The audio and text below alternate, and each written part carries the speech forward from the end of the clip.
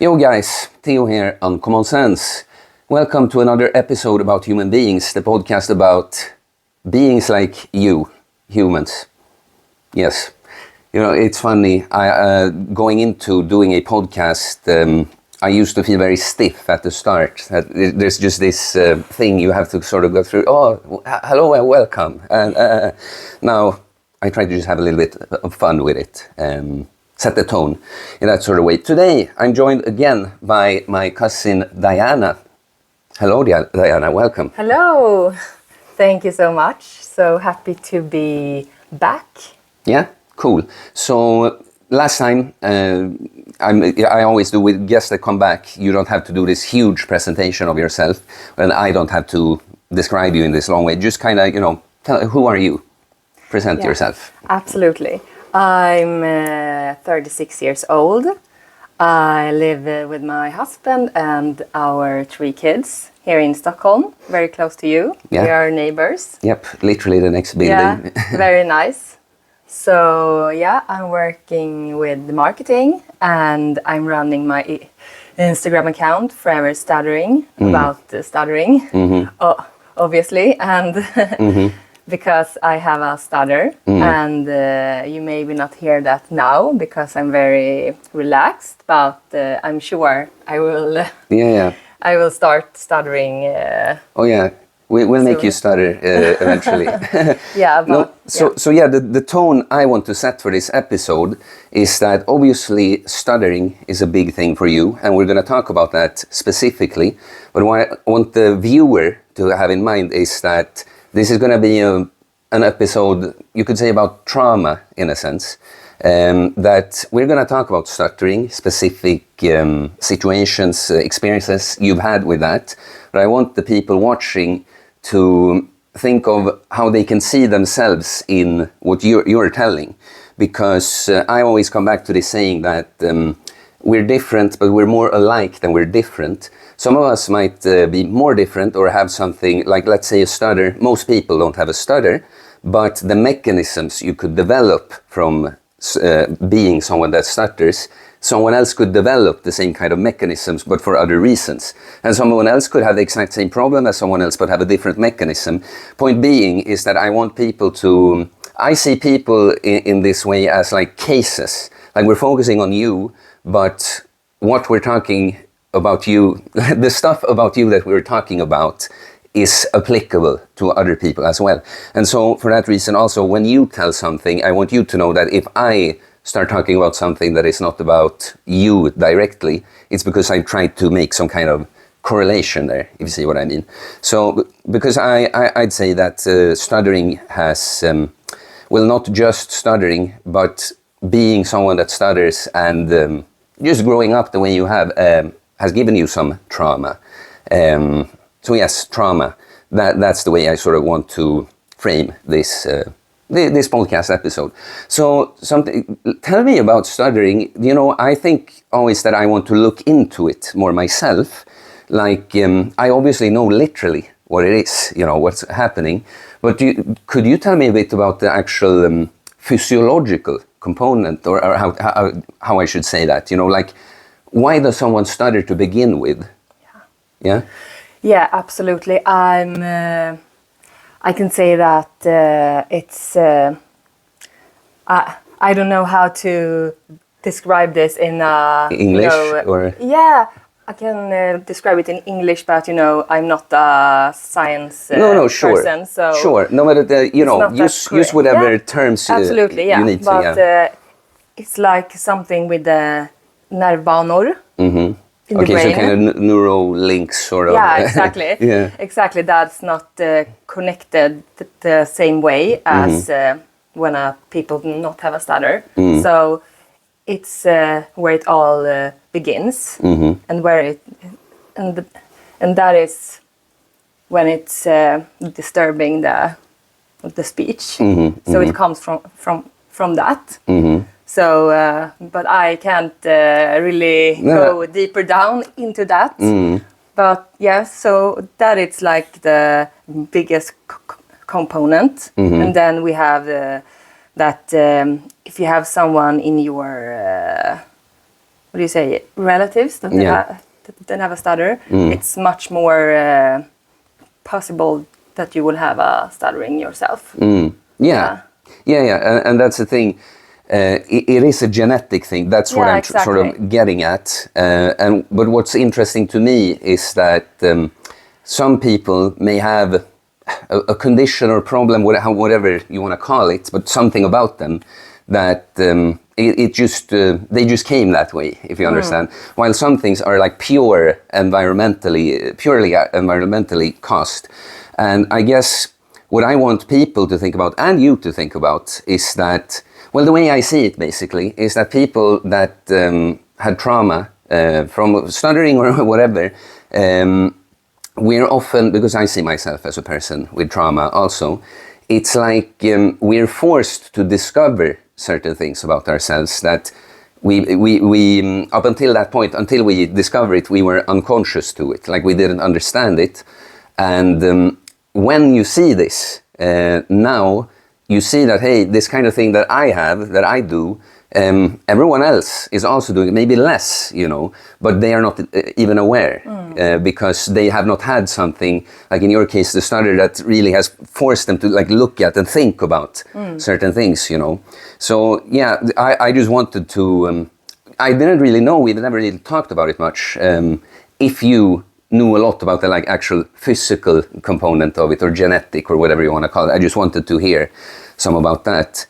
Before I ask you some more things, the cool thing is to me is that we don't have to know everything down to a T like that always in order to understand it. It's like, with the kind of work I do when I talk about the nervous system and stuff, it's not like I'm a scientist that can use all the right clinical terms and that, but I have enough knowledge about our body, nervous system, and from experience again, because I had to look at myself, So it's not always we have to understand every single factor like that. But so I guess what I also want to ask you is just like, what is the experience of being someone with a stutter? Because of course it is a physiological thing to begin with, even if you're at that point the most healed, whole, balanced person ever, you would still stutter, right?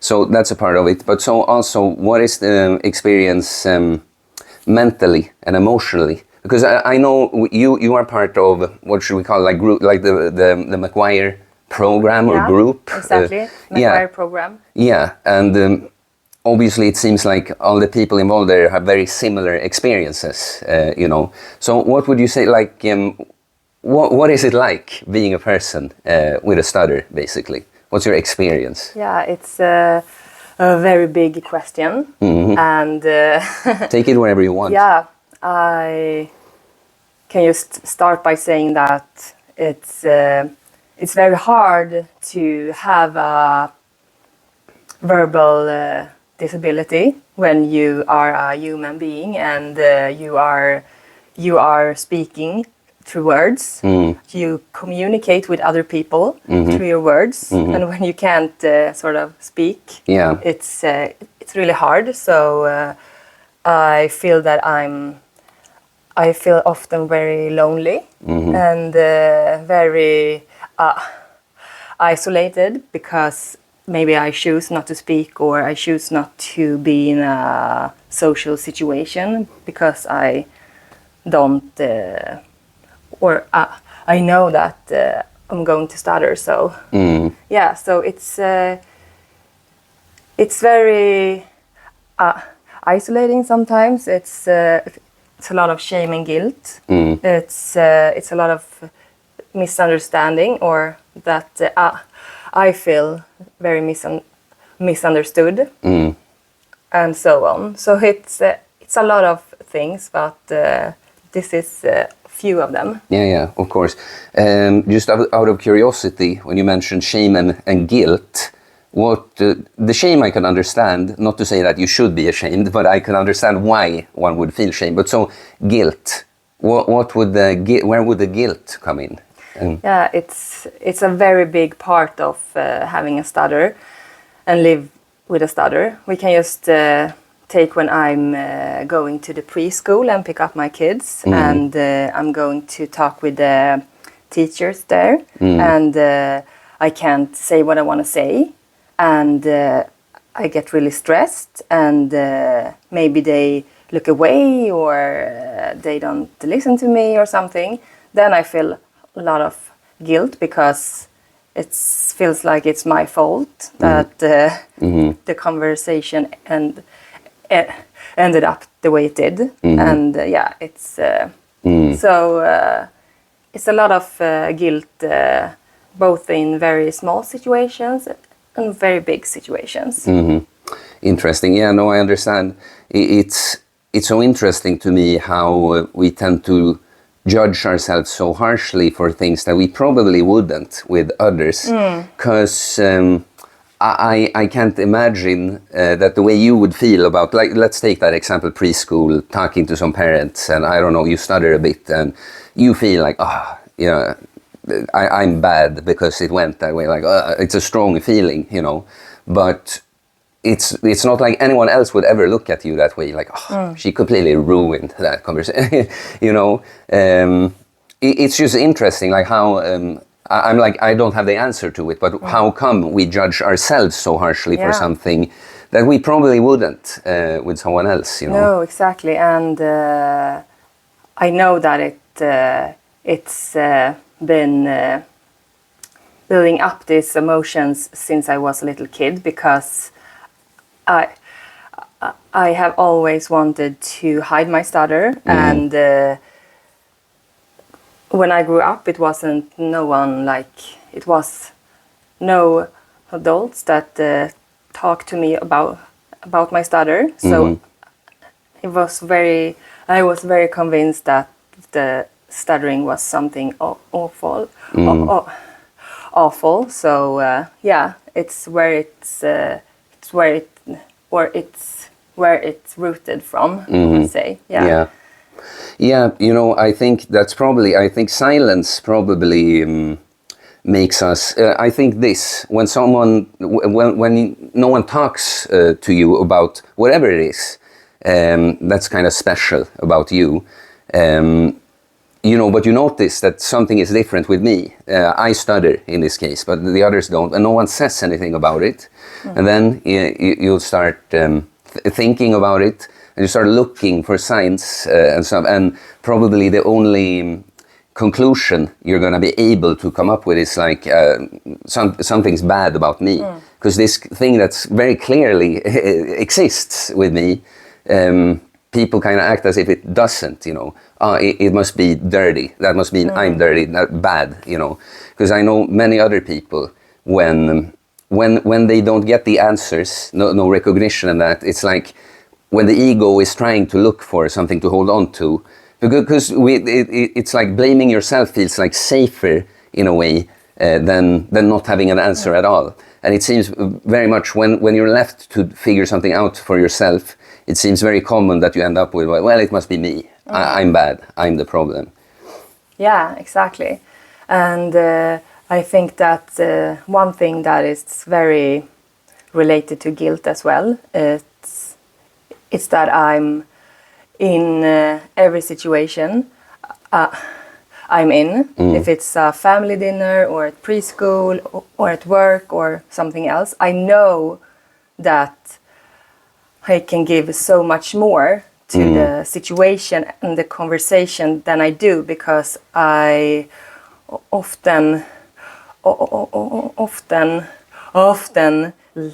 let my stutter controls the situation, and that makes me so sad, and it makes me shameful, and it creates a lot of guilt as well.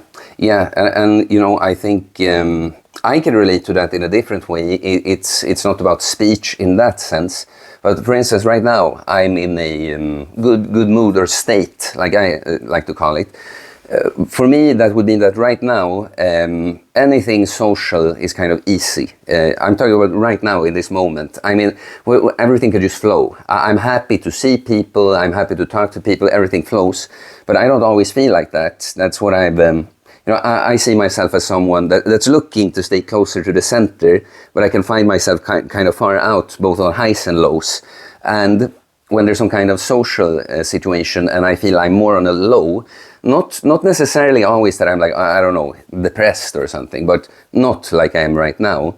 I can feel a similar way, that I feel guilty that I'm so boring or something, that I would bring so dreadful energy. That this is my framing. I'm not sure that the other people would look at it that way, but I know that feeling of feeling like I could deliver so much more, sort of, but I can't. And yeah, that's what I think about with you, is that I think I brought it up on our last episode, that many people feel unable to express what they'd like to do. They feel like I would like to say that I just can't, you know. And it must be very difficult to actually kind of literally be inhibited in that way. It's difficult enough with just some psychological stuff in here without an actual, an actual obstacle in the way, apart from your thoughts like that. Yeah, but I would say that it's very psychological. Of course. Anyway, because when I have a tough time with my stutter, now I have it's not very tough, but it's tough. And then I can actually control my stutter and my speech to really show you the version of me that I really want to show, by slowing down my speech and speak with a more deep and breathy tone, because both pauses and deep and breathy tone, it's part of my speaking technique. And when I allow myself to just pause, take it all over again, I can actually go back to the situation and be the way I want to be, even though of course it takes a lot of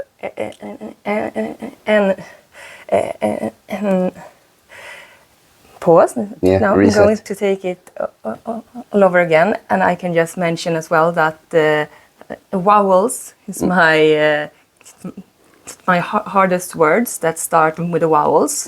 So yeah. Now I've forgotten what I was going to say. Which okay. Word I stopped. You talked about, I mentioned how some people can feel limited in their ability to express themselves anyway. And I talked about how for most people it's only psychological. Yeah, exactly. And then you started talking about it's still psychological, and then you started giving some examples. And just to be clear, I'm not saying that it's not psychological for you, but that's what I mean, like...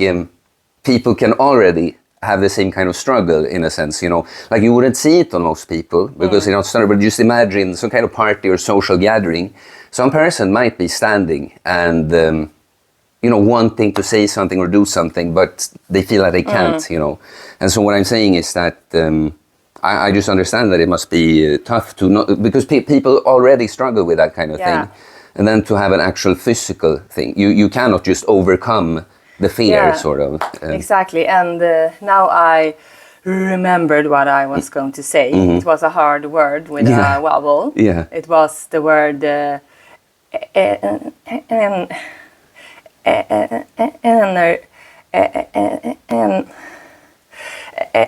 energy. It takes a lot of energy. Energy. Of there course. We got it. Yeah. To take it all over again with my speaking technique, like now. Yeah. I really want to just speak in my own way, but it's really hard because one part of me just wants to speak fast, want to hide my stutter. Yeah. But when I'm doing that, it's just getting so much worse. Yeah. And then doing the opposite, it's taking a lot of energy. Yeah. But it's totally worth it, of course. Yeah. Yeah. So what was it? There's one thing I want to go back to. Yeah. But this is another thing. It's very common when you have something that's difficult, and that makes you scared and nervous and triggered in that sort of way. It's very common to want to just kind of speed through it, you know. Yeah. And the interesting thing is, you know, it's an attempt at control, you know. And the interesting thing I've noticed, because, you know, we all have things that we try to control somehow. Yeah. But when you try to control something you can't control, like if you actually stutter, it's a physiological, you cannot just grab it like that. When you try to control it, you just lose control. You know, it's a little bit like getting caught in a trap, and you're trying to just like shake your legs. Like, okay, you're just ripping it up and getting more stuck. And the interesting thing is, if you dare to go against that sort of survival pattern, then you gain almost close to 100% control many times. It's kind of let go of control to gain the most control kind of thing. But one thing, do you want to say energy again with a deep, breathy entrance there? Yeah. Thank you for... No, I'm stuck on another word. Yeah. Okay. Energy. Exactly. There you got it. Just dare to do it like that, you know, and you'll be fine. No, but so one thing I wanted to talk about is, you know me, you know me literally since we were kids, and you know I grow up and I live my life and stuff happens, and then the panic attack thing happens, and boom, I changed my life completely, and I realized many things about myself. And what I've done a lot is sort of reverse engineering, in a sense, that because what happened in a nutshell after the panic attacks, I noticed like, hey, certain just ways about me that I thought this is just how I am, you know, they're just gone. It's like, it's not just like, oh, it's a bit less of it. It's like, they're as good as gone. Okay, and I thought I was that, but clearly because I'm not like that at all now, I wasn't like that, I became like that, right? And so then I'm like, how did I become like that? And then I go back to my childhood and when I'm younger, trying to figure out experiences I have and be like, okay, that's why I developed that sort of mechanism, you know. And I guess I'd just be interested to think, I mean, I guess you already talked a bit about how people were kind of silent about the thing, and that what I'm interested in, I guess, to ask you about is when you were younger, how did you just cope? What having the stutter, not being treated right, you know, without blaming anything, just not getting what you needed, and like the pain, the trauma that comes with that. What sort of not so healthy behaviors maybe did that push you towards? Like me, for instance, you know, I would drink and party, I would chase girls way too much, and I know exactly why now, you know, but could you tell me a bit about that kind of thing? Yes, of course. I think that for me it was a lot of parties as well. I felt that when I was drinking alcohol, it went better for me, like both speech-wise, but also like mentally. I could relax more and be more self-secure in a way. So, but then I was very like frustrated in my body, and that I went very like outgoing like verbally, like I was like you know, I was fighting a lot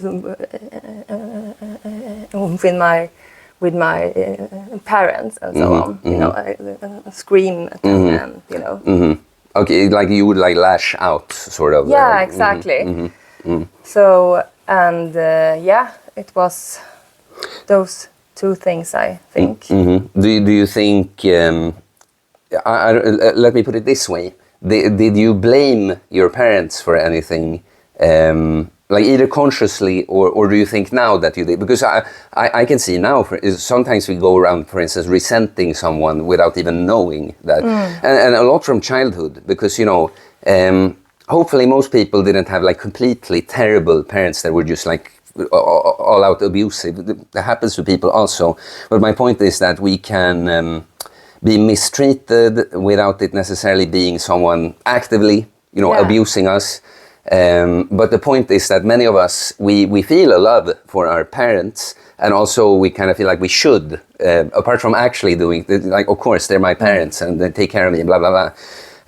So, point being is that emotions are emotions still, though they are not they are not about what you consciously think about always. So even if you generally feel like, oh, I like my parents, and that you can have some resentment or something. So if you would lash out at your parents, I guess my question is, did you at the moment blame them, or is it something that kind of makes sense that you would now, if you see what I'm asking? Yeah, absolutely.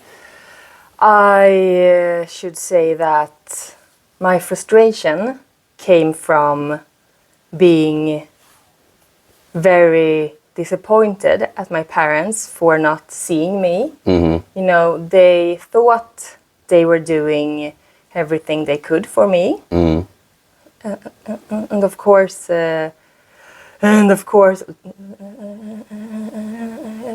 cancellation. Yes. That is fine, but they didn't see what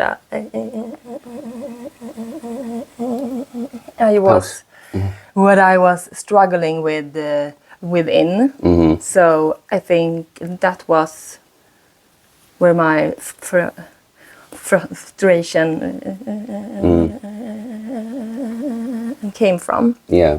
Yeah. Yeah. No, I guess I would feel, I think, if I try to put myself in your shoes, that, hey, it's kind of obvious that I have some kind of problem here, and it's not being addressed at all, It feels probably like a bit of neglect, Yeah, exactly. Like this is a huge thing for me, and you guys never say something about it or do anything about it like that. Exactly. And I know why I Pause. Sheila. Yeah, I just have to take a pause and it's okay. find my vibe again. Yes. Yes. You were saying... Yeah, I was saying that I was so frustrated and angry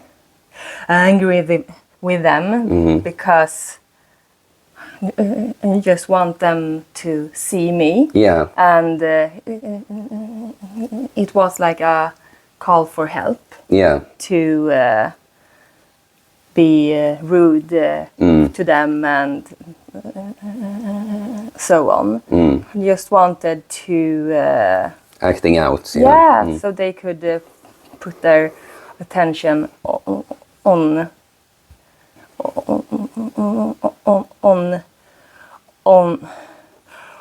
me. Yeah. Yeah. And the interesting part about that is that they probably put attention on you, but it's not not in the way you want. No, exactly. Because I know that feeling exactly. It's actually, I feel like a very uncommon person, and I often feel misunderstood. Most of the time, like right now, when I feel like I do now, it's like, yeah, well, I'm just different. I mostly see it as a good thing, But it both can feel terrible when you feel like, okay, someone is like looking straight at me, but they're not seeing me at all. And also the opposite. It feels so nice when you feel like, yes, this person just, they get me. I don't even have to explain myself.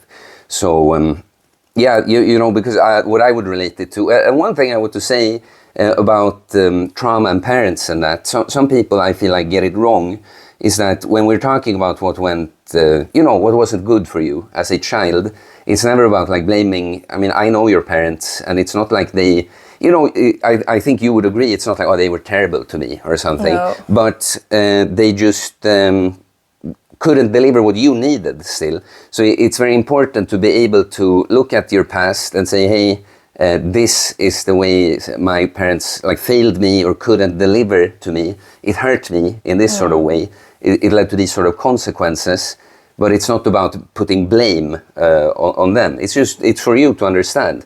And if it's like some people do, they just, oh no, everything was great. No, they were perfect. My parents were awesome. You're not going to let yourself go there where you'd need to go to figure things out. So that middle ground there. But what was it more? Yeah, well, for me, what I can relate to is that, I felt different since early in life, but I mostly saw it as a good thing.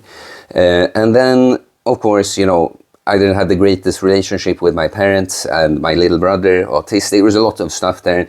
Basically, I started experiencing anxiety and depression-like feelings quite early in my life. I would say I felt it in the single digit of years. Like I can remember moments. Since I've always lived in this neighborhood, I get like associations even. But I would definitely say since early teens, that was something that happened. And so I started struggling in school, which is in part just that I don't feel good and kind of don't see the point of it, But also the way I have my critiques of the way how school just is structured, but don't have to go into that. Point is that I started skipping class and stuff, and I know I'm not feeling good at all at that time. But the way you get met is like you're doing wrong, You need to do this, or we have to have these meetings with to talk about why Theodore is not doing this. Is good. Can we do this? Can we do? It's like it's all. It feels like they're trying to fix me, and I feel like, but maybe I'm not broken, Maybe I just am a certain way that no one recognizes, So in that case, my point is like, yeah, I get a lot of attention. I get seen. But not at all, I feel like the true me doesn't get seen at all. No, exactly. It was the same for me, and I think that when I was growing up, I didn't had a contact with my true me self. Yeah, for my... Reset. Say that again, because I'm not... what did you say exactly? You didn't have... I didn't have, or I didn't know what was the true me for myself as well. Yeah. So... And also, do you know what I think it is sometimes? I think sometimes we do know the true me, but no one else knows it, or like, there's no confirmation of that true you on the outside. So you kind of, I guess I'm not that, I guess I am whatever I, get told I am, because that's a lot with the panic attack thing for me. I built up all these stories I tell about myself, about who I am and how I'm actually this great guy and blah, blah, blah, blah, blah. That were all lies. Like I wasn't, I often speak about my old self very harshly, but I just want to make the contrast, But so I go through this with the panic attacks, and now a lot of my, lies, ego stories, they were just like torn down. And then it was like, that's the guy I remember from when I was a little kid and running around, that true self that's like so buried beneath all these other things. And it's incredibly liberating. It's like yes, I knew I was that person, all along. So well, I'm happy if you feel that you're more connected to your real, true self now. Yes, absolutely, I am, and I have worked a lot on myself since 2024. So it's really nice, and I'm very happy for finding ways to be connected with my true self, and that I really wanted to work on myself to find it, because I have never really believed in that before, like mindfulness and so on, that would really do something for me. But when I got, like, what do you say? Yeah, when I was ready for it, it was time, Yeah. So it was amazing, and I'm still on that journey, but I feel that even though I struggle a lot with my speech now as well, I feel connected to my true self. And of course, when I'm having this huge block sometimes, and when I'm in situation that I feel it's really threatening. It can actually be on a family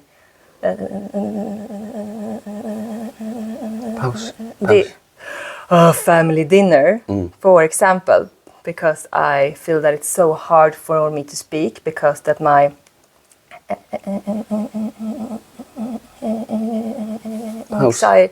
anxiety level is so high. So then it's really hard to be like connected with my true self, because this fight or flight is just taking over my body and mind. And it's interesting. Why do you think, it's not the only situation, obviously, but why do you think you feel that way in that situation? Because I'm not saying that you should feel any particular way. I don't like the word should in general. The best use of the word should is that you shouldn't use it. But if I phrase it like this, one could think that, well, among family, that should be the safe place, right? That's when you should, people know you, that you started. That should be like when you can relax and not do it. Could be someone's thought. Yes, of course. So why do you think that's something that you would take as an example of a challenging situation? Absolutely. First of all, I feel very lonely with my stuttering when I'm with people that not have a stutter, even though it's family or something else. And I feel very lonely when my stutter is severe, because even though I know that everyone is very supportive and they want me to speak slowly, I get so triggered by small things, like someone just I don't know, like look away for like a second, or a kid is screaming. It's just like it's so much. It really triggers me. And so I understand when you talk about the kids, for instance, it's just like the kids. It's obviously not so much like about the stuttering, as in you're in a triggered state, and every just like noise or whatever is just more overwhelming. But you said like when someone looks away. Do you mean like specifically like if you're talking and someone is like looking away, or it can be. It can be really small things as well, but the biggest part, it's like it's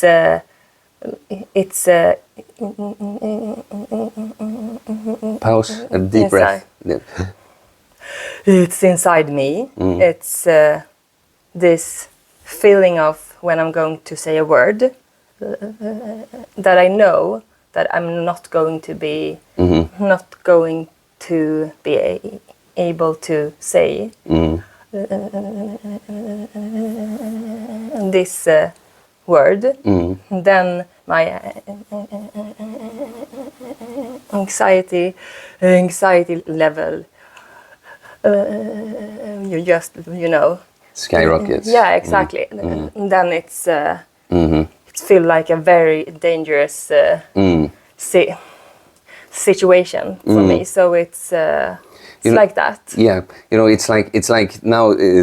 I didn't expect it to, but it's like I almost go into like a coach role about the situation, like trying to figure it out. Yes, please do it. Yeah, no, but because what I'm trying to think is like, okay, I hear you describe what happens, and then, but what do you think the root fear is there? Like, oh, if I can't do it, if this word, if I get stuck or whatever, then will happen. Yeah. What do you think it is?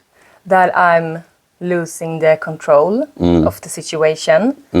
And what could happen then? You know, fear. The fear is always getting to the root. It's the feeling of not being able to say the word, and that I just get more and more stressed, and then it will go to that point that I get so confused. So yeah, I guess you know I hear you, but this is more like about the experience you're having. And I'm trying to figure out, but why? You know, if I make up a scenario that might sound like ridiculous or something, but let's say we have a person with your exact stutter, but they just don't. Okay, I'll stutter a bit. You know, they don't fear any sort of consequence. You know, but do you see what I mean? When we ask about the fear. The follow-up is almost like, and why? And you tell me, and why? You know, I'm trying to figure out, is there something specific you deeply fear would happen if you let this, if you stutter, if it happens, you know? I'll say one thing more, because it can be also just the general association. When it comes to trauma, nervous system, it's stuff that sits deep, and family, for instance, because you talked about like how it wasn't recognized when you were little. It can just be that the familiarity of that, it's just a vague sense of like, this is wrong, you know. Pretty much, if I stutter, I'm bad. It could. Exactly. That's one of the root fears, just I'm bad, I'm the defective. So. It's absolutely one of the root fears, that I'm bad, that people will judge me, that people will look away, or they will laugh, or you know, something. It's just so much.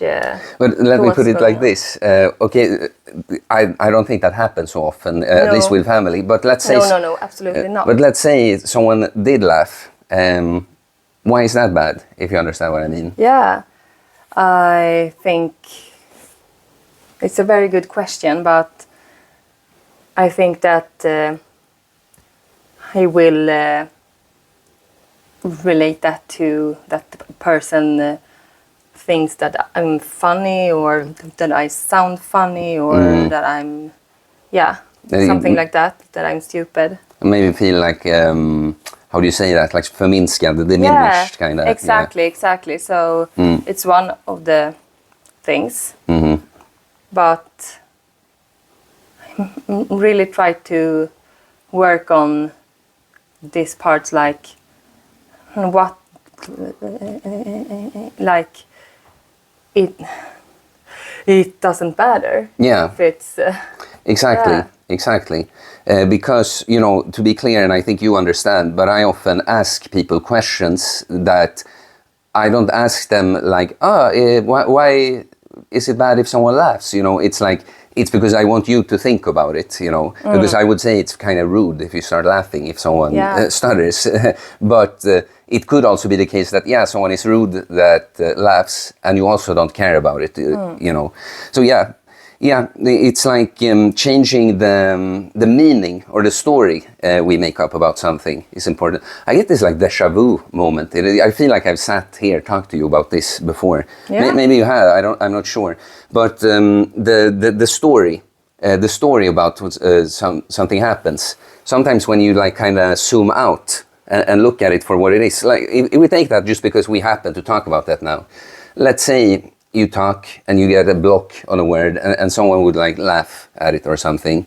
If you zoom out and look at it objectively, what happens is that, okay, a person that has a stutter, they stuttered a bit, and someone wasn't used to it, or didn't quite know how to react, and they laughed a bit.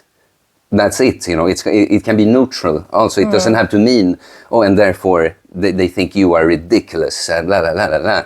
These are the things we have to question to feel okay about ourselves. Yeah. Absolutely, but it's so deep-rooted wounds. So it's Oh yeah. No, you know, I was talking to a client today, like a great guy, very insightful guy. I don't remember the exact story he told now, but it was something about he was dreaming and suddenly had all these like feelings that you might as well give up or la la la la la. But he realized that it didn't have to do with anything right now. For whatever reason, something old was ripped open, and that's what I keep feeling, that we sort of have to break on different levels and then build ourselves up again. But that foundation, in part, are wounds. That's always there, and you know, a wound, it can be ripped open. You know, it can heal. You can heal, and so right now we're doing well, but at some point it can always get ripped open again. So it's always about coming back to, you know, allowing. It's okay, you know, understanding why I would feel shame or why I would feel anxious or stressed or nervous in this situation. But then just like, okay, let's rebuild again, pretty much. Because again, for me, I don't stutter, but sometimes, you know, that's what I said in response to my client when he told his story, is that sometimes I, even knowing how different I am now compared to how I used to be, sometimes it's hard to even explain what the way I said it to him, it was in Swedish, but sort of like there's a tint over everything that's like familiar. Even if I'm now here looking and being the way I am, something about everything just feels like I'm back there, you know. And that's what I feel like, okay, the old wound has been ripped open. Before we move on, one example of that was that when I was in Greece, when I was living there for a longer time, and I didn't have a great time. I wasn't doing well at all. I like to be able to laugh about it now because it was terrible. Okay, it was a long time since I felt that bad. But I started dreaming a lot about people I went to high school with that I haven't thought about or seen in a very long time. And what I connected it to was like a certain period right after high school, when I probably felt lost and isolated and lonely. And because I remember dreaming a lot about people from high school too, probably because, I don't know, I miss just being among people somehow. And in Greece, the way things went down there, in a different country, I was very isolated. So you see, I think even though being in such a completely different place, when that stuff within is activated again, it's like, it feels like you're back there. So, yeah. Let me see. Did you have any thought you wanted to add to that?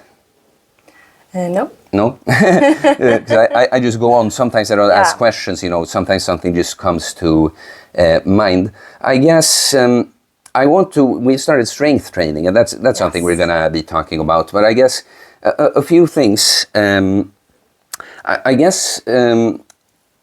one thing, when we talk about the challenging situations, and if someone would look away or something, like ideally, what would be the ideal way to treat you, in a sense? Like, how would you like to be treated? Because of course, even if people don't judge you as harshly as you judge yourself in that, you do stutter and people will notice it. So it's kind of like, how would be the best way to respond to make you feel the best and the most safe and relaxed and, yeah. The best thing to approach me, it's the way you want to be approached yourself. Like look at me when I'm speaking, not fill in words and so on. So that is number one. But yeah, I get really stressed, you know, easily. So I'm very happy when a person speaks slowly and so on. Just to, it feels better for me because then I maybe feel that I can speak slowly as well. But it's really hard because I'm a very fast speaking person. So it takes a lot of energy for me to speak slowly. But I will say that the most important is to approach me as you want to be approached yourself. And Of course, and I think that's generally a good way to think about things. You know, it's sort of the golden rule in a sense. You know, treat others the way you'd like to be treated. Yeah. But I get, because since not everyone stutters, there's still, it's not gonna. Do you see what I mean? There's still gonna be some part in like, well, I don't know exactly because I don't do that. And so to me, I think I want to let you speak. And not fill in words if I don't think it's just that you literally can't think of the word, like in English, for instance, but not finish your sentence. But also I feel like I want to, and I'm trying to do it even more now on the podcast to kind of, when I see you get a block, be like, hey, it's reset, really good. You know. I really appreciate that. Mm. You know, I think that's the thing for me, that I am. It's like, it's not to diminish that certain things are problems, but I wish we could just look at things like, this is just a person in this case, because it could be, this is just the way things are, but this is just the way a person functions, you know.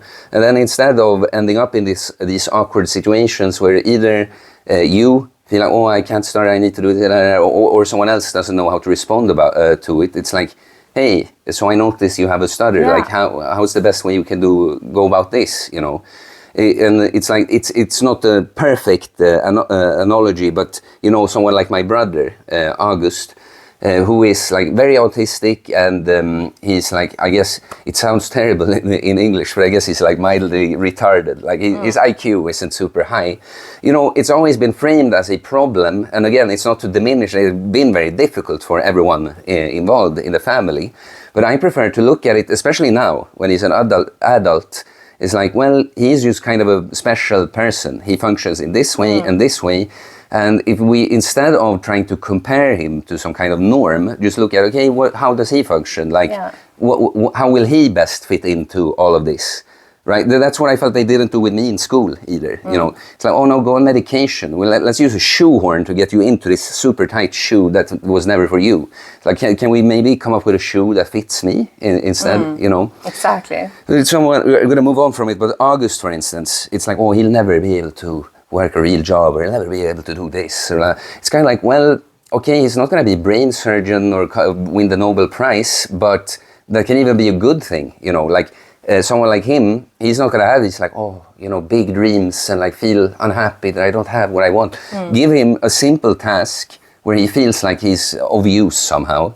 Give him a bit of social interaction, a little bit of some kind of, you know, I don't know, YouTube, some kind of entertainment. He'll be perfectly happy, you know. Like, what's wrong with being like that? In a sense, not for how things are now, but I could be jealous of it something. Like, I wish I could be more simple in that sense, you know. But all this talk to just say that I wish, whether it's with him, when it's definitely more of a just inner thing, or more for you, a physical impediment like that, what if we just looked at each case and be like, okay, how do we just best make this work without comparing it to some kind of made up standard for how one should be or something like that. Exactly.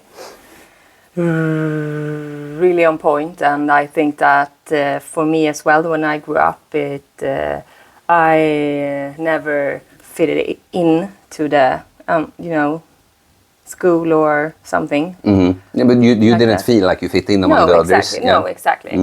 That's the word. And it would have been really great if the school could like find a way for me to fill. Yeah.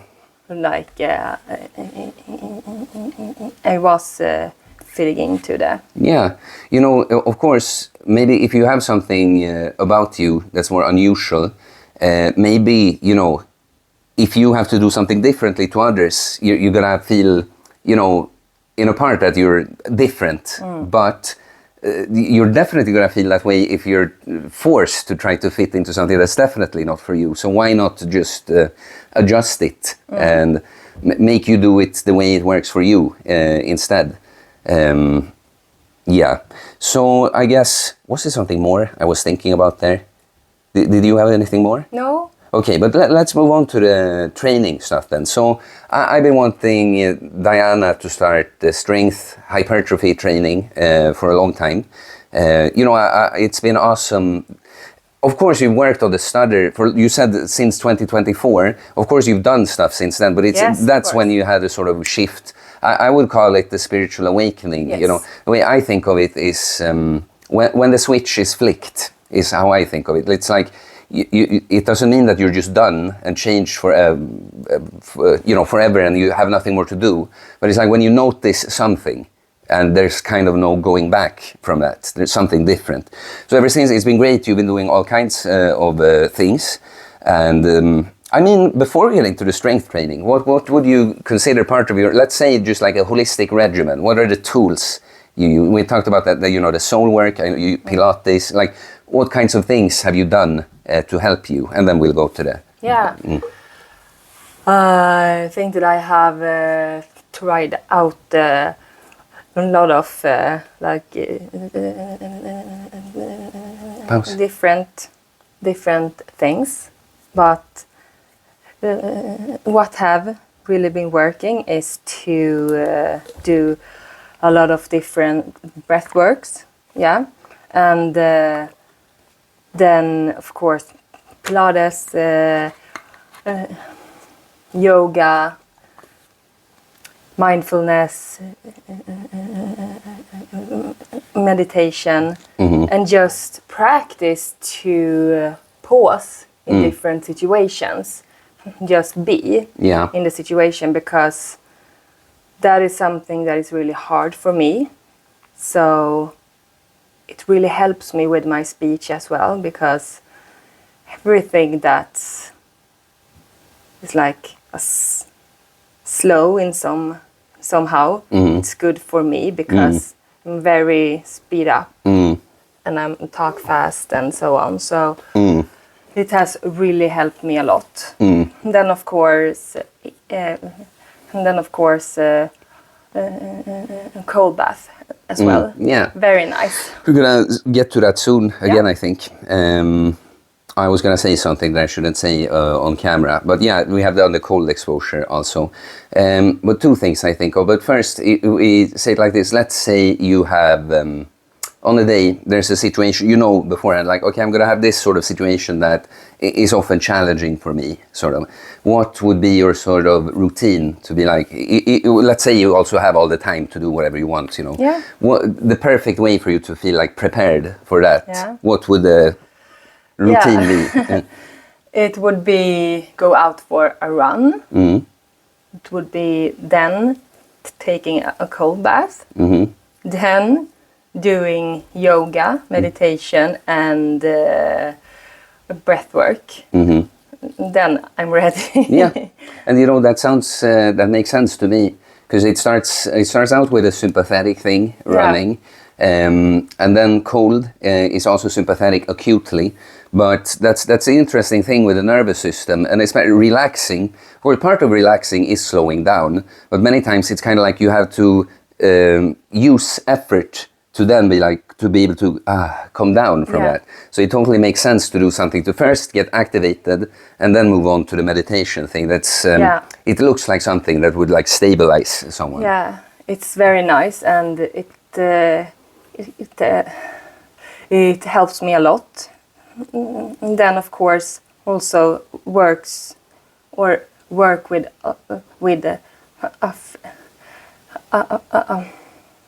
big breath. Breathy tone.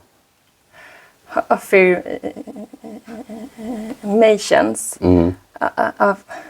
Affirmations as there well. Yeah. And that is so powerful for me. Interesting. Yeah. And what would the affirmations be? Like when I'm using a deep and breathy tone, I'm powerful, like that, or something. Yeah, it really helps me. Or that when I'm being myself, can do anything I want. Yeah, it helps me really much because I know that it's true as well. Yeah. So yeah. That's the interesting thing. You know, when you speak and when you struggle with something, my thought is never like, oh, I wish he could just stop stuttering. But it's like, I'm just waiting for you to sort of like use that, because I know that it always works out then. Yeah, I know. And it's so, it's, I think it has to do with this fight or flight panic mode thing, because when I'm going into these huge blocks, it feels like I have no power to stop it. Because it feels like running from,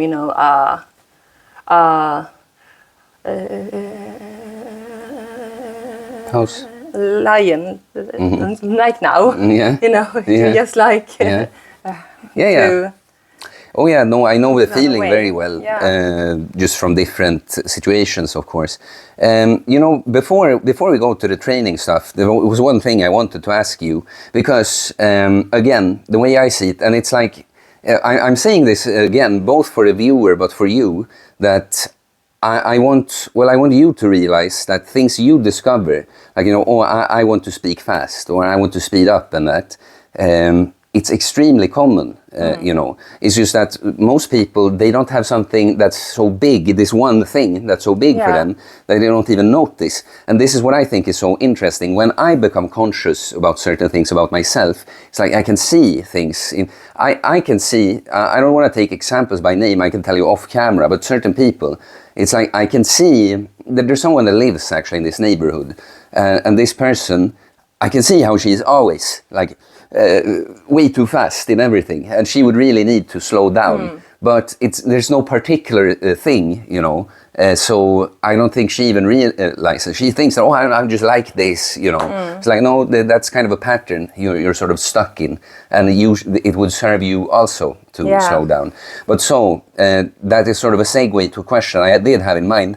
When you've started working on yourself in this way and noticing certain things about you, are there things you see in other people that you recognize from yourself now? Yes, absolutely. Like I can see how people want to fit fit into the norm and just be this perfect in some kind of way. And it's just so, it's like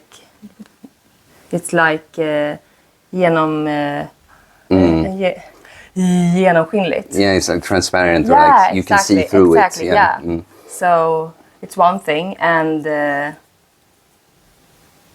was a good question, but just like, it's hard to... Well, it's okay if you don't have too much more now, but these are things I want you to think about. Because, of course, stuttering and helping other people that have a stutter is something you'll always do. But I'm like trying to point you to see where you can use what you've learned from this to help other people. A completely, it might seem unrelated, but thing that comes to mind. I like to, when we talk about trauma and wounds and mechanisms and that, I like to make analogies with like emotional pain and physical pain, because they are the same, just different kinds of the same thing. And one example, for instance, that I often take is there's a guy called knees over toes guy. Some people watching will know this guy. Basically, the story in a nutshell is that since very early on in life, he wanted to become a basket player, but he had, even since a kid, big knee problems. Like his knees would break all the time. And so that's also a thing that it's not an injury, he's not in an accident, it's something he just came with. Apparently, the way his body is shaped just didn't work out well with all the jumping and stuff from basketball, right? But so because of this, he was so motivated to learn. He really wanted to play basketball, so he would explore and find different things. He was sure there must be something, and we don't have to go into the methods he found, but basically in the end, if you see that guy now, the stuff he does, he would be like, that he had knee problems at some point is the last thing that would come to mind, because he does all the things that are supposed to be super dangerous for the knee, but the knees where he had his biggest problem, but the same methods he can then apply on other people that might have a problem in the shoulder or elbow, or something, because it's the same principle. So you see what I mean? just like you have your wounds, you have the stuttering, and there's something specific you need to do, but the knowledge that comes with that, you can apply that to other people. Yes. And that's why I ask a question like that, like what do you see in other people? Because I want to show you that there comes certain wisdom with having pain and trauma like this. Yes, of course. Absolutely. There's something more. It's like I want to talk about the training, but it's always something. But I say we can come back to that if that's. So let's put it this way. I want you talk through the stuff you've done yourself, mindfulness, Pilates, that stuff. And I've been wanting you to get into strength training for quite some time. And now we've started. We've done, I don't know, is it 5, 6 workouts or something like this? And, so nice. And I'm going to, give my take on why I think it's good in general, but for you. But I'd like to just hear how has the experience been for you so far? In any way, like what do you think about the training, but also, connections you can make to stuttering, whatever you've been thinking throughout this time. Yes, I have been thinking very much because, I think it's really amazing with strength training for me. And since you and I began with this, it has really helped me a lot actually, because I can really feel how I can see my speech training in the strength training as well, because it's so much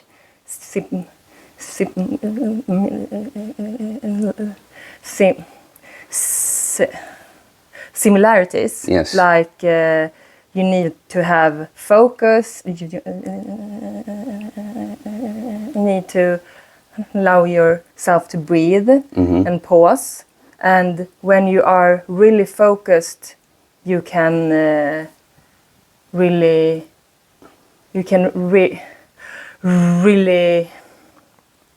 manage to do the exercise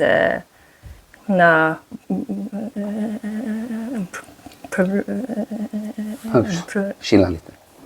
in a proper way. Yeah, exactly. So it's really cool. It's like for my speech as well. When I really allow myself to pause, speak slowly, take one word at a time, it's going so much better. Yeah. Yes, exactly. And I have many thoughts around this, but when you talk about the similarities with the stuttering and training, one saying that I like, that I think when you shared the story after we trained some point, and I reshared it, I don't remember what you said initially, but I followed up on it by saying, how you do something is how you do everything. Yeah. And of course it's not literal. I always say that if there's something you've done a lot and something that's new, obviously you're like better at this thing. But the point is the constant in everything you do is you. So the patterns, the mechanisms, the tendencies, they remain the same. And so for instance, for me, with the strength training, looking at how I was, just how I acted in my training, it made me realize how I am outside of training in some ways also. Like I'm good at using a lot of effort, okay? But I'm just like you, I can be in a little bit of a rush sometimes. A little, hurry up a little bit too much, and then I might lose control some kind of way. And then by changing that in the gym, slowing down in the gym, there's a carryover. So I'm better at doing it outside the gym also. So that's the cool thing that you can we're gonna get to. I'm gonna say exactly why I think it's so good, but pretty much trying to tie this point together. That in the gym, not only from the upgrades, just the body's healthy because you train. It's a very good place to observe and understand yourself. Not only in the gym, but so again. did you want to say something more to that? No. Because then I'll go on. But pretty much, I think for everyone, I think why I think strength training is so amazing. Like apart from I just have fun with natural bodybuilding, of course. But why I think it's so good. Like that part is cool also. Just for the self-development side of things, that it's kind of cool that you can literally see the improvement that happens. You know that there's a direct correlation from me getting stronger and that I now look different in the mirror. Then it shouldn't be the end, it shouldn't be all that it's about. But I think that's a cool thing. Because certain things you wouldn't notice as obviously like that. But that's more like a cool bonus. Why I think strength training in particular is so good is that there are so many physical benefits from just having more muscle mass, better insulin sensitivity. Apart from being stronger, you're gonna have more stable energy. Generally, these things. But what I really, really, really like about strength training is that you do something using high effort. It's a high stress level at the moment of doing the lifting, but you cannot just do it. You have to do it in a very particular way. Because there are many things. Of course, if you're someone that's like, I don't know, an elite runner, maybe you think about the way you move. But generally, when you go for a run, not to say that that's bad, but you don't really have to think so much. It's just like, okay, I run, But when you do this, it's not just like, oh, I squat. It's like, I have to do this. I have to take the breath like this. I have to keep my chest up. You have to do it in a very particular way. Yeah. And this being forced to look at yourself in that way, it not only creates more connection to the body, but to yourself. You actually have to watch yourself. You cannot just kind of, okay, I start a running program and just go with autopilot. You have to actively do this. And so why I think it's so good for everyone, but for someone that stutters is, first of all, upgrading the hardware. That's what I talk about with the training, that if you have also psychological or emotional problems, upgrading the hardware, like training, I often say this, like let's say a relative died or something tragic, you cannot train that away, but maybe you're just be a more stable person throughout the grieving process if you're fit, right? So point being is that if you have something like a stutter, if you improve the hardware, maybe you don't remove the stutter, but it's like the machine here is operating as good as it can, So upgrading the hardware so that, because I'll take this, okay, it's a good example. I have this tremor that I also sometimes relate to your stutter. It's not nearly as like big of a thing, but that was something that was tough for me, and I had that panic attack thing happening. And when I didn't get panic attacks anymore, there were still situations that could be very triggering, like a subway station here. Because so many times I'd come there and be like, see all the people, and that's when it happened. And what I noticed was that when I started strength training, that's the same trigger came, but there was just like, if this thing that would like build up and kind of boil over, there was something in the way. Like, it's not that, I don't experience stress anymore, but it was like, I experience stress, but somehow I'm still more in control, So it makes you more solid in that sort of way. Yes. And for that reason, it's easier to pause. That's what I experience always now. If I'm ever in some sort of stressed or fight or flighty kind of feeling, it's still an uncomfortable feeling, but there's a bigger gap between the stimuli and the autopilot response. So it's like you don't remove stress, you do reduce it, you handle it better, but even when you feel it, it's easier. It's like you get a longer moment to kind of, let's not go with the autopilot, let's make a different choice like that. And then I guess there's so many things. The breathing, having to control the breathing, because that's something you have to do, of course. But yeah, these would be my main things why I've been thinking it's good for you. Then in general, it's just such a good thing. If you're someone that's working on yourself, I think discovering something like strength training, I think it's probably the most empowering at the start. Because you're gonna notice so much. Like for me now, of course I get stronger, but it's not like something I notice in my experience. But at the start, it's just like, you just notice all kinds of things happening with you, and you can kind of feel proud that this is because of me. It's because of me doing this. Yeah, it's amazing. Yeah, it's so much benefits that comes from strength training for me as well. It's really amazing. Yeah. Yeah. Yeah, and I mean, And no, the things I was talking about are for you also, of course. Yeah. No, but I'll say this, that when you, whatever sort of inner work you have to do, I think you have to have some kind of physical practice. And I think something like hypertrophy training again, or strength and hypertrophy training is... what's so good about it is, again, this, that you have to do it in a very intentional way. You cannot just autopilot. You have to really look at how.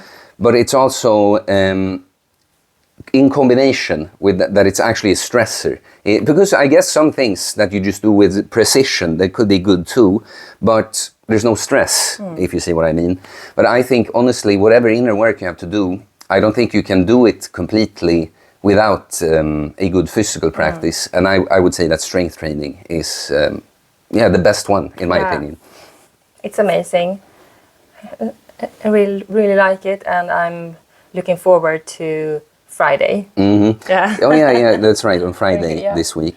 But yeah, we've been doing so far, you know, I guess if someone that stutters watches this and, I don't know, get inspired or something, with Diana, we'll see like just how ambitious, how far you want to take things after a while. But I would do this often with someone that starts out anyway, but with you in particular, I've thought a lot about the compound movements, like big movements, like a squat with a barbell. We've done like lat pull downs, we've done rows, then Romanian deadlifts. We've done, well, and we've used push-ups because that's like a compound exercise, pressing for you right now. Point is that we don't do so much like biceps curls or something, because a bicep curl, of course, it's the same nervous system, but it's very much kind of, you're working the muscle. Like I can make my biceps burn and then put it down and be kind of like, you know, I'm not so tired. But these big movements, they really demand for you to like really turn on that nervous system. So further down the line, if you just enjoy the training, maybe with, you know, maybe start doing some curls. but that's would be my message if you're someone that like to try this. It's a good place to start for anyone. But we are focusing on the compound movements specifically because we don't just want to train the muscle. We want to train the nervous system as well. Exactly. It's really cool.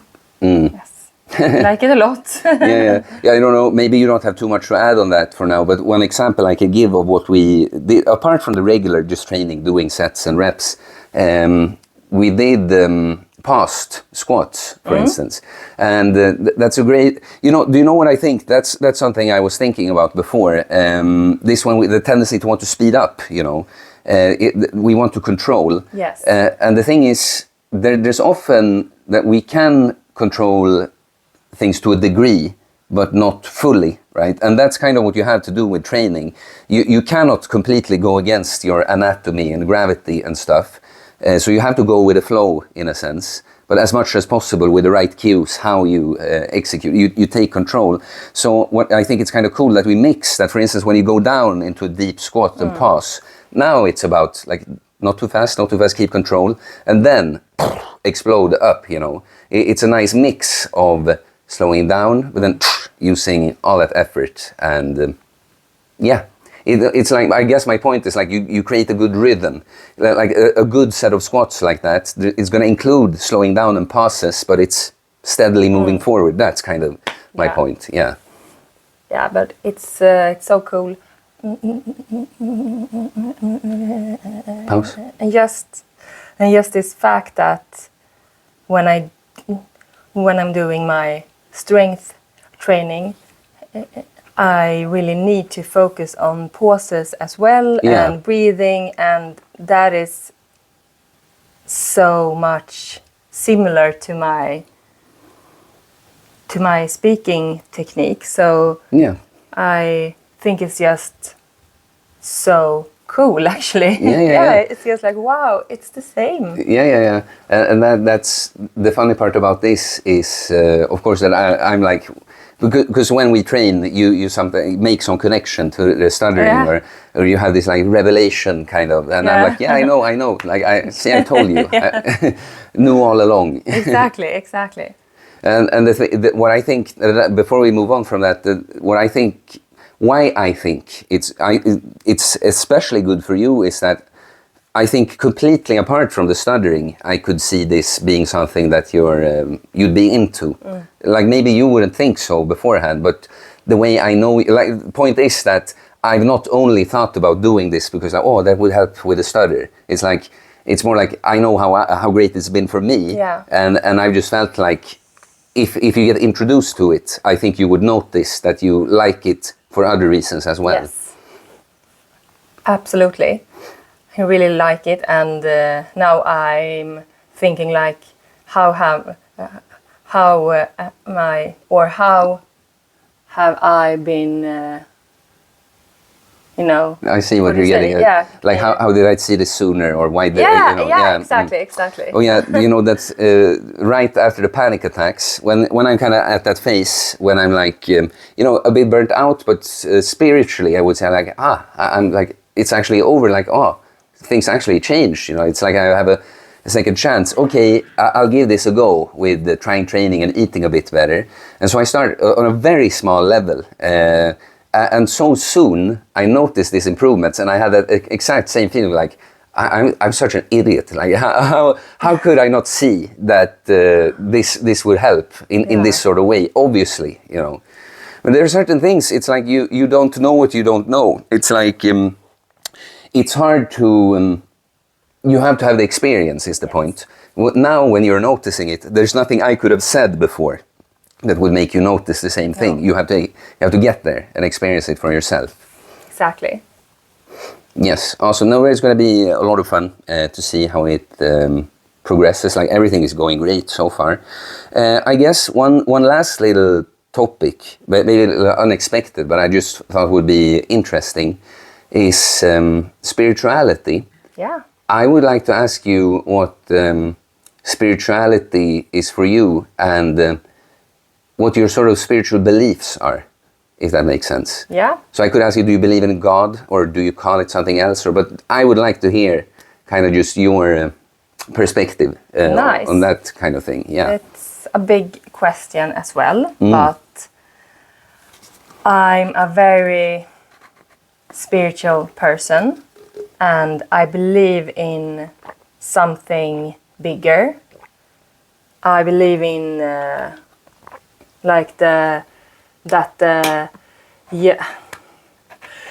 universe have that the universe have my back in sort of way, and that I'm very good at, maybe not good, but I'm manifesting a lot of things. And I have realized that when I believe in myself and support myself and take care of myself, very positive things is happening to me. So yeah, it's one thing with it. And then I believe that when I dare to listen to my true self, like my inner voice, it's the right way for me to go. And it's so true, because now when I have a stutter, for example, here, I can hear my inner voice saying that slow down, slow down, slow down, slow down. It's okay, it's okay, it's okay. And I just want to do it. But this force of wanting to be like everyone else is so big, so it's hard. But I know when I listen to my inner voice and dare to talk slowly in my own pace.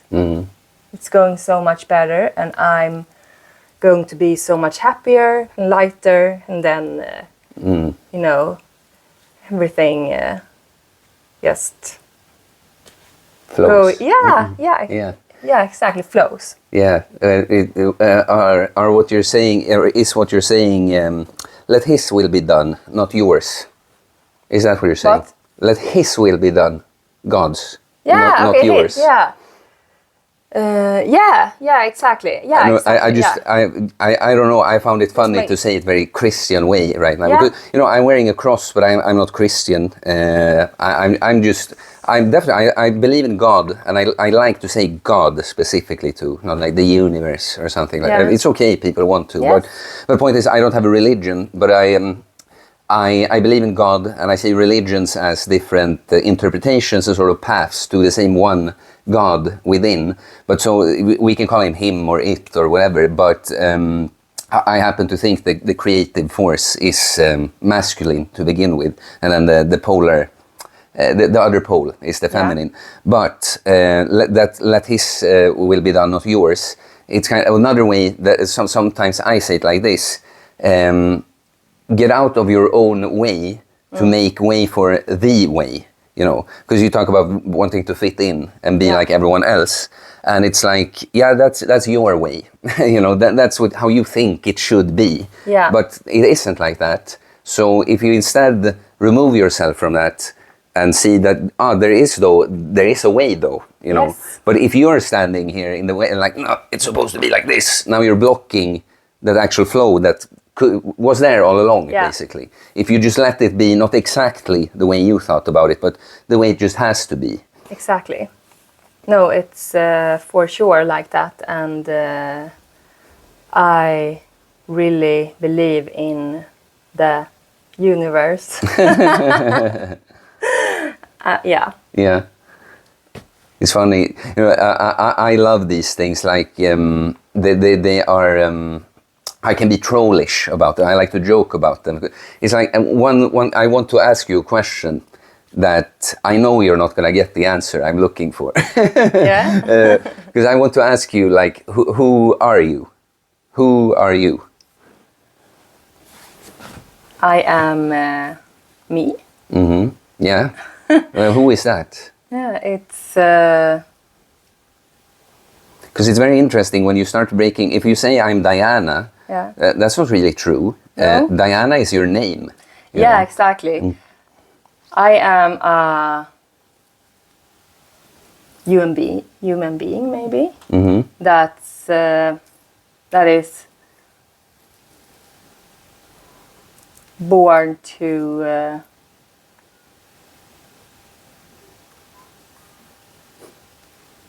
dare to be different. Yeah. Okay. Interesting. Yeah, no, it's like it's almost off topic. But my thought about it, like, if you keep digging long enough, it's going to turn out that pretty much everything we identify isn't actually us. You know, that's just what we're experiencing. The one who experiences, that's who you actually are. And so I was thinking actually before this, human beings, and my podcast is called that, but really. I am being, and the being just so happens to be a human in this case. Exactly. No, it's a very deep question and a very interesting question that you can dig really deep down in. Exactly. You know, I often say I'm not Theo. He's just my guy. He's just my ride. And it's so funny because I really look at it that way. Like, of course, sometimes we talk about wounds being activated and stuff. Sometimes you identify with stuff. But a lot of the time, that's why I did that experiment in the summer. I started talking in third person a lot, you know. And I thought it felt like, I remember the first video I made like that. I said, like, to the camera that, you know, we'll see how well I do it. It's kind of tricky to keep saying Theo when you're used to saying I. But I got used to it so fast. Because that's really how I go around looking. Oh, see, Theo is feeling this way now. Oh, Theo, he doesn't really want to do that right now. You know, more like this is the guy that I'm just observing. Yeah, it's really interesting point of view. Yeah. Yeah. Yeah, I have many interesting points of views. Yes. Yes, you have. But speaking of Absolutely, that, for sure. before we go, because I think we're coming to finish, but I don't know if you saw that video. The title is a man with muscles so big they broke his ego. Yeah, yes. Yeah, I have seen it. And you know, in that video, speaking of this, like speeding up too much, that was so interesting because I was doing this experiment with talking in third person. For that sake, then I got interrupted by these police officers who showed up, not for me, they just happened to show up there in the middle of me recording the video. And so now I was interrupted in my flow, and also I had stuff to get to after. So I started, okay, I had to, you know, this happened, but okay, I had to go pick up my stuff and I take the camera and talk. And then I was completely lost out of my flow. And I tried so many times over and over, but I kept stumbling on my words. And that was a typical time when it's like, okay, now I went into the pilot, autopilot, yeah, you know. yeah. When what I actually need to do is like, okay, I'm not happy with how that went, but there's no coming back. Let's just continue from this point. Yes. But it's like I had to just, no, it's kind of didn't even happen, like let's move on, but I'm actually lost, and yeah, I'm not going to find my way back until I actually dare to go against that. Absolutely. Slowing down. Yes, I can relate to that to 110%. And that's why I made a video like this. I want to try to show something. You have noticed it, again, because you have something that has made you have to notice it. But a lot of people, they don't even realize that they do similar things. And when they get stressed, they feel like, oh, it needs to happen now, get in their own way. And that's kind of what I try to show with a video like that. Yeah, it's so true. No, but before we go, I think it's been a very interesting conversation. I guess, I mean, I could tell you this off camera also, but really what I keep thinking, and I understand all the like baggage and programming that gets in the way and stuff, but I think exaggerating your technique would be a cool thing. You know, like let's say you do content, I would make it like, instead of like try to change this narrative from like, oh, I have to pretend I'm not stuttering, you know, into, no, I definitely stutter, and see, this is how I deal with it, like make it the thing. Yeah. Because I have this like visualization in my head that it could become a thing that's like, oh, it's different, a little special, but kind of like charming and charismatic instead. And that's how I feel you are when you are at your best like that. Yes, and it's really nice that you bring this up, because one big part of my speaking technique is to use the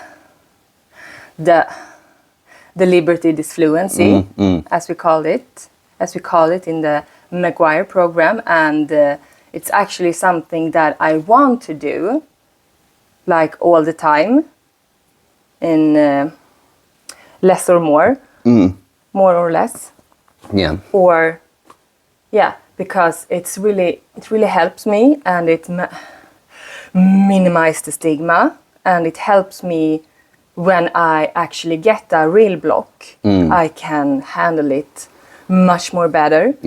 It's because then I have showed the people I talk to that I'm not fluent, even though I can be fluent right now. I choose to show the person that I'm not fluent, and I really like that. And it really helps me in a psychological way as well, in many ways, but you can see the stutter, the conversation when you have a stutter, as a minefield. You walk on a field with mines, and you are fluent until you stomp. Do you say that? Do you go? When you step on a mine, pretty much. Exactly. Until you step on the mine, and when you step on the mine, it's when you get a heavy block, a specific word. And that is so hard to always think of that. When will the mine, explode?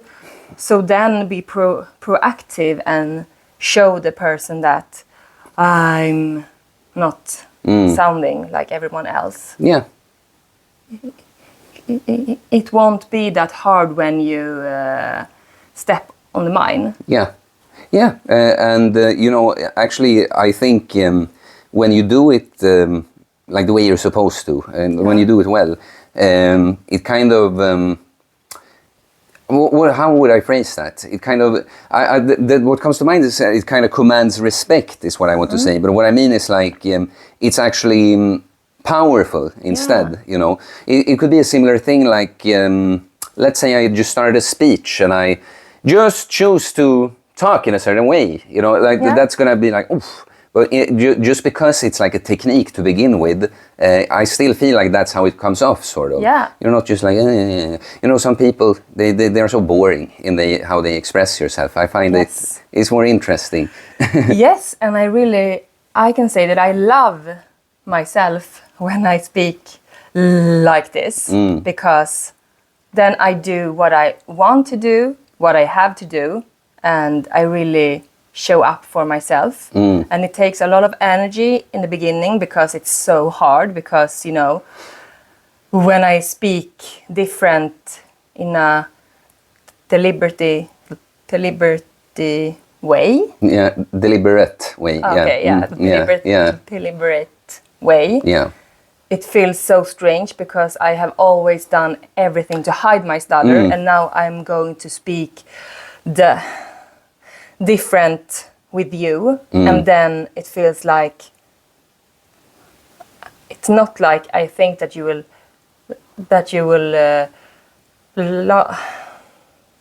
laugh at me, but it's just my feeling that this is so fucking strange, and soon someone will questioning me and just like, what are you doing? Stop with that. You feel exposed. Yeah, exactly. Yeah. So, and that's something I think, again, some people aren't even aware, but I think it's a big one, and we talked about that. I don't want to be found out. You wear a mask, sort of, and so if you start removing the mask, it feels like, no, I'm putting something out there that it's not supposed to be seen. This thing. So exactly.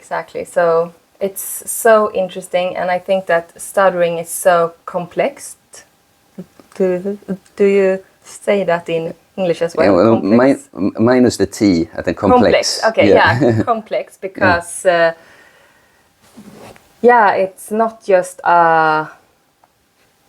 it's not just a diagnosis. It's so much more, and you can actually affect your stutter by working on your psychological your psychological weapons, and of course your physical as well, like breathing and all that, but also just take it slowly and be in those situations that is really hard. It's like KVT. It works really good for stuttering. Yeah, and what was it? There's something else I want to ask you, but something you said there. About you can work on the psychological and physical. The way I see it, stuttering is a great example of it, but there are many things that basically the physical stuff is about upgrading the hardware, but then you have the inner stuff. That's the other aspect, but the inner stuff is easier if you upgrade the hardware. And the analogy I make sometimes is that if we think of ourselves as someone driving a car, if it's a rusty, shitty car, even if you make yourself a good driver, it's like operating it is like piece of shit car. But so if you can upgrade the car and your driving skills, that's where the magic happens. So the physiological, it's great, it's necessary, but it doesn't do all the way. It enables you to do the other work in a better way. But so something I wanted to ask you before we go is that now towards the end I feel you a bit more I don't know, relaxed, I think. How did you feel during this podcast? It's like in almost every social situation I'm in the beginning, it goes really well. And then when I start to feel turbulence, it feels quite tough. But I want to say that it has been really nice, and it hasn't been like I have been in fight or flight mode or something, but I have absolutely feel this anxiety sometimes when it's a vowel, it's a word that starts with a vowel or something. But it has been really nice, and I'm so proud of myself for being able to take my power back in the end and really show you that I can take back my control. And yeah, I just wish that I dared to speak with the liberty, this fluency all the time, but it's so damn hard, and I struggle with that all the time. It's really tough. Yeah. No, of course, and it's like, it's because I always talk of states, like states of being, and in certain states, it's like, oh, I almost don't have to try for things to work well, but at some other point, something else is active, and you feel a different way, and you have to kind of do it again. You can never get to that point where like, oh, now whatever my problem or difficulty is just working well, you know. It's something you have to keep coming back to. No, it's interesting. What I think of is that for me, in certain modes, I talked about if I'm a bit more introverted, and I feel it's like, oh, I should show up at this place and I should be a certain way, but I don't feel able to right now. First of all, one thing that works very well for me is to communicate it, just say beforehand that just, you know, I'm kind of tired, if I'm a little more quiet than usual, that's why. Because now I feel like I've removed any expectation. Of course, the expectation was from me all along, but still, that's my way to remove it. Funnily enough, that's what often makes it like, oh, now I actually feel a bit more outgoing than I did before. But for me, it's also one thing I've had to learn is that many times, and I think this is common, it's like, no, I'd like to change how I feel before I get to that point. It's like with stage fright back in the no, I need to remove the stage fright before I get on stage. It's like, nah, that's not how it happens. And what I've noticed, because this is not as big, but if I just let myself show up in that kind of way, let myself be a little quiet for a while, after a while I'm gonna like get into something similar to the kind of state I'm in now, you know. So I think it's sometimes it's kind of accepting how things have to happen, you know, that I cannot just get there. There's no like one little ritual I can do when I'm just there. There's gonna be a little passage that isn't the most comfortable, but if I just embrace that, I'll get to that place. Yeah, but something that is it's quite fun, but it's not fun. It's when also, or when I have turbulence or feel tired or something, I'm also very good at telling the person that I feel that way, but to tell that to the person is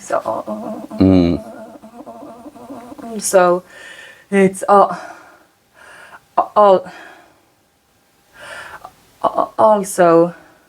also hard because, you know, like my literally. stutter. It's just like, fuck, okay.